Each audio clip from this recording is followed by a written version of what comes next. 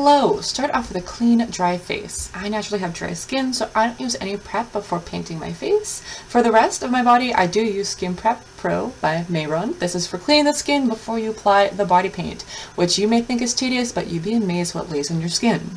Next, use primer. Smashbox is my go-to, but anything that works is fine as long as it works for your skin. You two dudes, this is a must in my opinion when it comes to putting paint on your face. You don't want green or red or blue bits in your pores next morning. Next, I use a Mehron body paint in light green compared to its cousin Amazon green. I've tried to merge these two together, but I found that it can be tricky, so I stick to one color. To prevent the color from getting streaky and inconsistent, I use very little water on my brush and I mix the color in the pan thoroughly, waking up the pigment, and then just start going to town on my face. Now the skin on your face is very sensitive, so I use an Echo foundation brush. I've tried to use a beauty blender before, but the sponge just soaks up so much of the paint, and because Mehron's body paint tends to dry fast, you can't go over an area again without reactivating the body paint because it's water-based. Others may say it's easy after practice or you need to learn the right technique, but if you are a beginner like I, and you just want to learn this in a snap, you want to do it right, you want to do it once, this is for you. I'm leaving my under eye bare because then I use white liquid face paint liner as a concealer. Not even Rihanna's Fenty has She-Hulk shade of foundation, but I like to think that Jennifer does what she can to work with what she's got.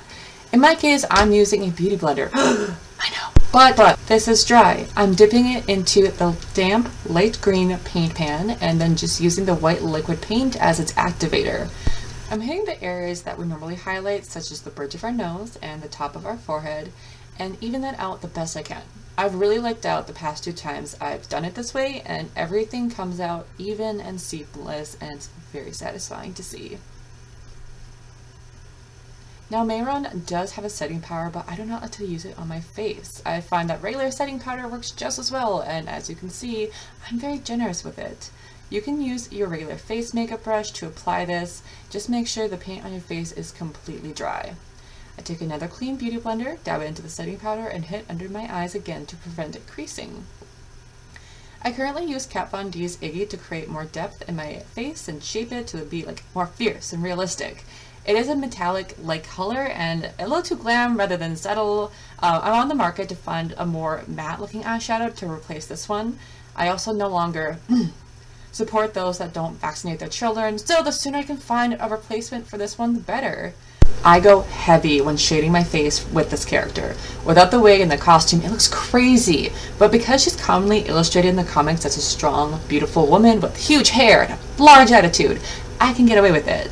I go heavy shading the neck, almost making it an entire shade darker than the face, but with a high-colored costume, I think it fits well. It also defines my jawline like nobody's business. I'm now going to dip into my Anastasia Moonchild highlighter palette, mixing Star and Lucky Clover together, going over anything and everything that one can highlight on their face. Like I said before, with this character, I am not shy of double dipping and making this makeup as loud as possible. For eyebrows, I use black eyeshadow from this palette by Urban Decay. I've had 5 ever. I just follow my natural brow. I attempt to mirror the other brow. I do not use eyebrow gel, however, I just really don't want to discolor my clear wand. And also, I use multiple means to set this makeup. It's not going anywhere all day. I do use regular Sephora primers for my lids, careful not to hit the painter on my eye because they will activate it and drag the paint around. I use Iggy on my eyelids, and while I was actually editing this, I decided the next time to cosplay this character, I'll probably use purple as the base color. I use black to frame that base color to give it a more dramatic charm to the character, and instead of basically giving her a nude eye with some darkness, I don't know, I think she'd be down to aesthetically wear purple and black on her eyes. Plus, I wear black contacts with her most of the time, and that will give the face a much more dramatic feel. So definitely I'll try the combination of purple and black next time I do this character for real. Next, I take a small brush, dip it into that black eyeshadow, and just lightly go below the waterline.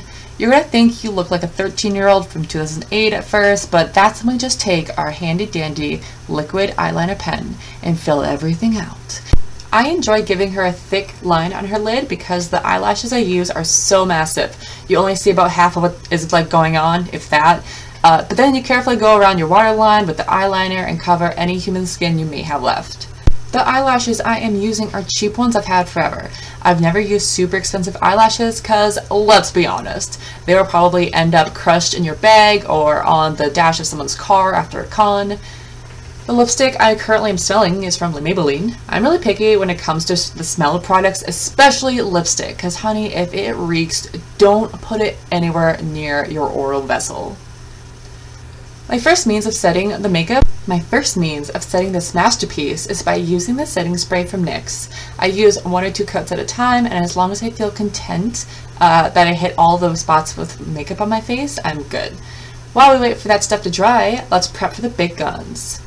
Aussie Mega Hold hairspray, I swear by this stuff, and I use it for all my body paint needs. I do not use that Mehron baby spray bottle that's suggested when you buy body paint off of Amazon. I just lightly spritz my face with it since it's already set with makeup and setting spray. I'm just very gentle with my face. But I do a few layers on my neck where the bodysuit sits, letting it dry in between layers.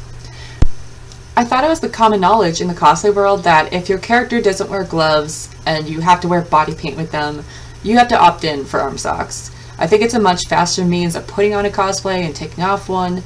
I mean, it's worth learning how to make them. They're hard, but the con that I debuted this at, people were surprised when I told them I was actually wearing pantyhose on my arms. They thought it was paint. And this is how I put on She-Hulk. This is a long time coming. I've wanted to do this character for almost a year, and I got to make her all from scratch. Thank you to my followers and those who support me on Patreon. Share this video with someone you think might enjoy it, and otherwise have a very slothful day.